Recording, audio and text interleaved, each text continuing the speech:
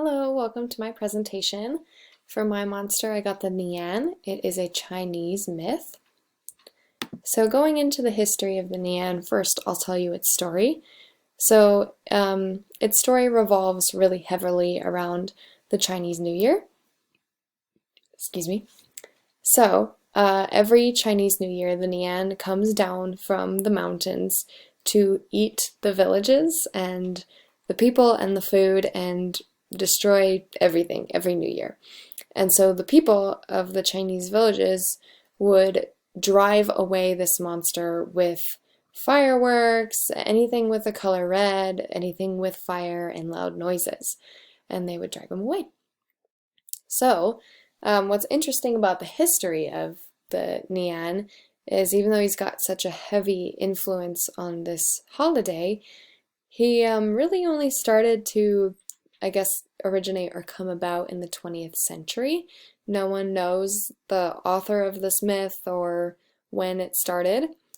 And if anyone knew, they would say he's from the Shanggu period, which roughly translates to a very long time ago. So it's not very specific. The word Nian actually means the word year in Mandarin, so it kind of represents the old year coming and passing and sending off into the new year. So, as I stated before, this holiday of the Chinese New Year really revolves around the Nian. It influences their decorations, their traditions around this holiday, but that's about where it ends. The lion dance is a popular dance around this holiday, and some of that dancing style might be seen throughout other dances throughout all times of the year in China, but other than that, it really doesn't have a strong influence on their culture outside from the holiday. In the picture here, I just wanted to show one of those puppets. We've all seen them before, I feel like, but I didn't know what they were until this project, so I just thought that was a good picture to give you an idea of the Chinese New Year and the giant puppets that they carry.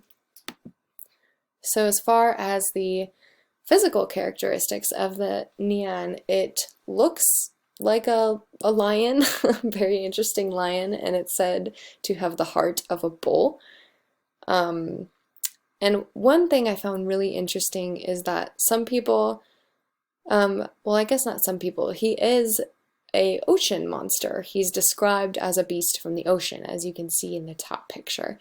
However, as you might remember from the story, every year he comes down from the mountains to raid the villages. So there's kind of a interesting contrast as to where his home is.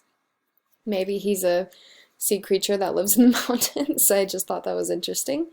And then again, here I have his weaknesses listed. The color red, fireworks, or loud noises, and fire itself.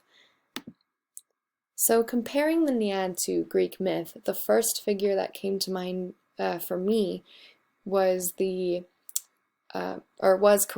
Kronos, because Kronos is often described as Father Time or the concept of time, and he also developed later into this character of the Grim Reaper.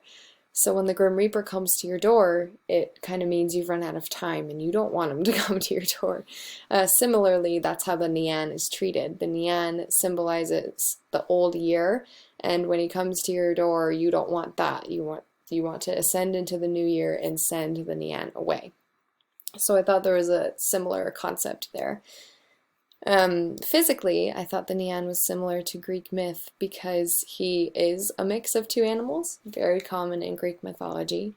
And by contrast, however, he's really colorful, and I don't ever recall reading about a colorful Greek mythological monster. I might be wrong, but I think in general they're just a bit more neutrally depicted than the Nian. The Nian is famous for having tons of bright and vibrant colors, so I like to think of him as a modern monster versus the Greek mythological ones. And also a theme that I found that was very common to Greek myth is that the Nian explains the way things are to his holiday, not to everything in the world, but he explains why the decorations are the way they are around the Chinese New Year. And another very interesting theme, this is, I guess, a more detailed one. When the people discovered the weakness of the Nian being the color red, it was because of two twin little boys. Twins are really common in Greek myth, and when I heard about this, I'll tell you the story. So when the Nian was about to eat these two little twin boys, but they were both wearing red t-shirts, and once the Nian came close enough to them and realized what color they were wearing, he turned around and bolted. So that's how the people discovered that weakness. And twins are just this really common thing in Greek myth, so I thought that was or might have been an interesting little connection between the two. All right, that is the end of my presentation. Thank you so much for watching. I hope you have a great day.